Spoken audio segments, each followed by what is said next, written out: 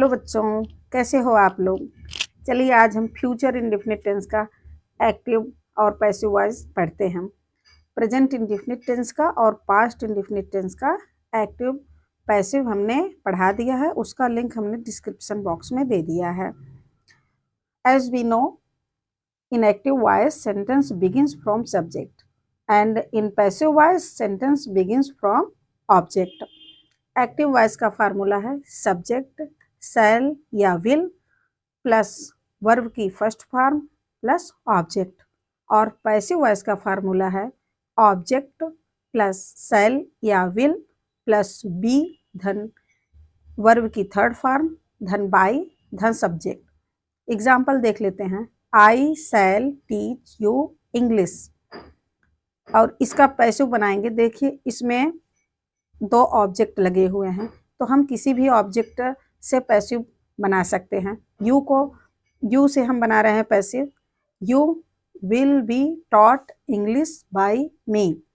और दूसरे तरीके से भी हम बना सकते हैं। इंग्लिश को अगर हम ऑब्जेक्ट बना रहे हैं तो हम इंग्लिश विल बी टॉट, यहाँ जब हम किसी पर्सन का जब रहता है इनडायरेक्ट ऑब्जेक्ट के पहले हम टू लगाते हैं प्रीपोजिशन, तो टू लगा दिए, फिर you by me, English will be taught to you by मी।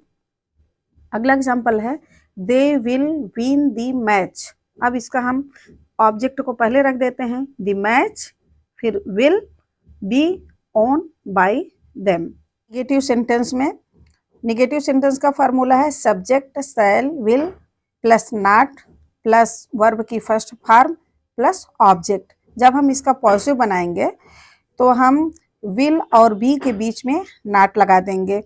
देखिए ऑब्जेक्ट को हम पहले रखेंगे, फिर ऑब्जेक्ट के अनुसार शैल या विल हेल्पिंग वर्ब लगाएंगे, फिर नॉट लगाएंगे, फिर बी लगाएंगे, फिर प्लस के बाद V3 लगाएंगे, फिर उसके बाद सब्जेक्ट लगाएंगे।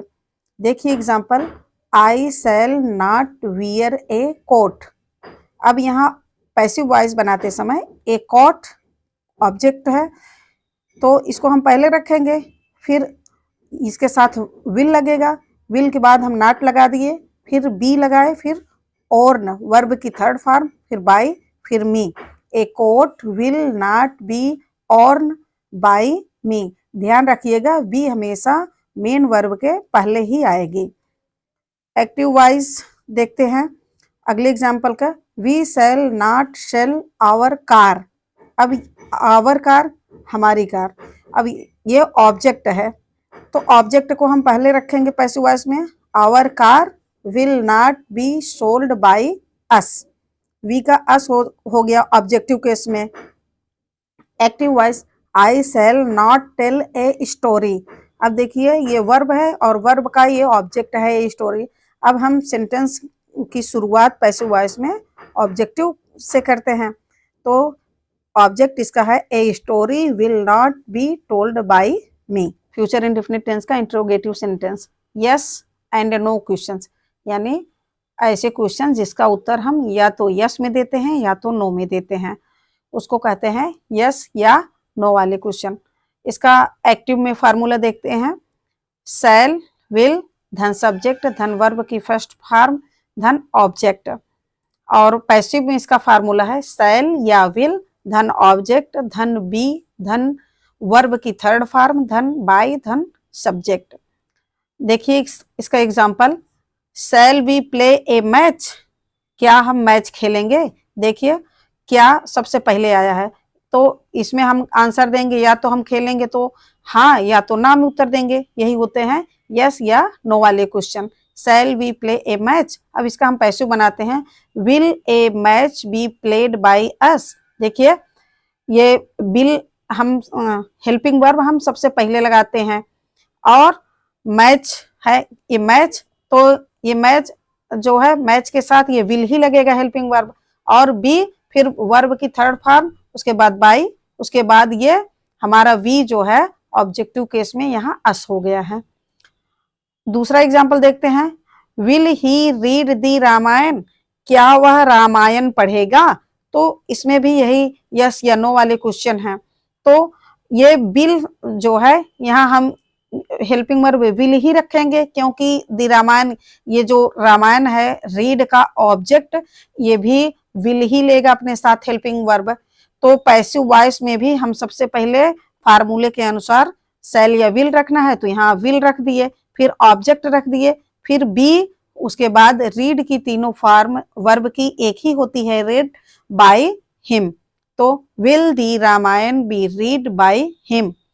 अगला एग्जाम्पल देखते हैं। ऐसे कुछ ऐसे भी होते हैं सेंटेंस जो इंट्रोगेटिव भी होते हैं और निगेटिव भी होते हैं, तो उनके लिए क्या फार्मूला लगता है? उनके लिए हम ऑब्जेक्ट और बी के बीच में नॉट लगा देते हैं पैसिव वॉइस में।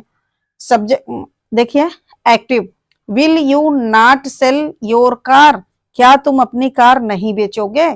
तो यहाँ नहीं है, तो नहीं के लिए हम कैसे पैसिव बनाएंगे?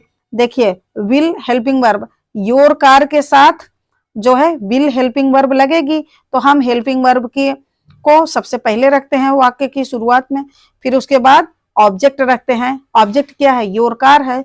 Will your car not be sold bye you.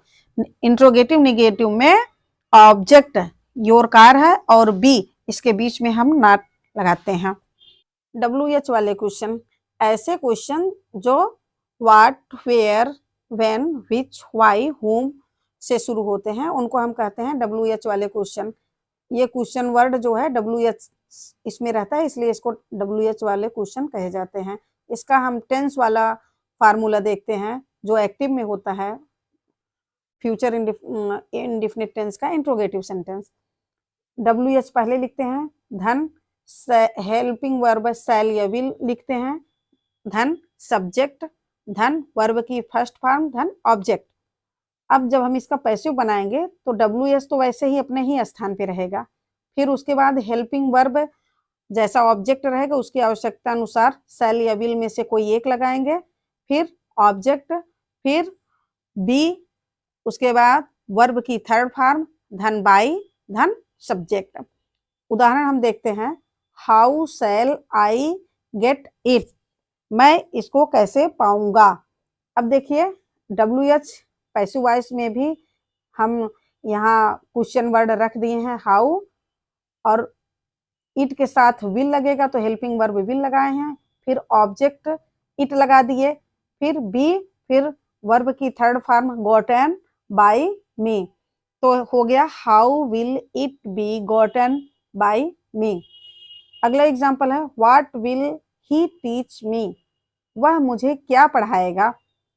तो इसमें जो WH फैमिली वाले क्वेश्चन है वो अपनी जगह रहेंगे पैसिव वॉइस में भी, और ऑब्जेक्ट के अनुसार हम शैल या विल लगाएंगे। तो यहाँ टीच का ऑब्जेक्ट मी है, तो यहाँ नॉमिनेटिव केस में आएगा तो आई हो जाएगा, और आई अपने साथ शैल लेता है, तो यहाँ WH वर्ड रखने के बाद हम हेल्पिंग वर्ब शैल लगा दिए, फिर ऑब्जेक्ट हमारा आई है तो आई लगा दिए, फिर बी लगा दिए, उसके बाद वर्ब की थर्ड फॉर्म टॉट लगा दिए, फिर बाय, फिर यहाँ जो हमारा सब्जेक्ट था एक्टिव में वो आके यहाँ पैसिव बन गया, तो वो हो गया ऑब्जेक्टिव केस में हिम, तो यहाँ हम हिम लगा दिए, तो हो गया what shall I be taught by him. Okay, bye bye.